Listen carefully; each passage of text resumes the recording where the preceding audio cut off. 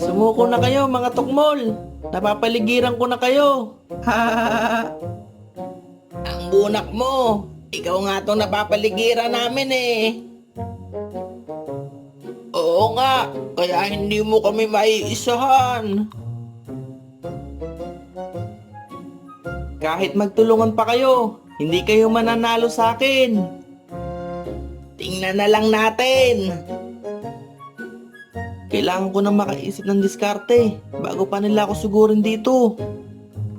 Ano bunak? May bala ka pa ba? Binibigyan ka pa namin ng pagkakataon para sumurrender. Lagot na. Anong gagawin ko rito? Mukhang wala ng bala sigurin, Ricky. Sigurin mo na. Huwag kang mag-alala. Ako nang bahala sa bunak na yon.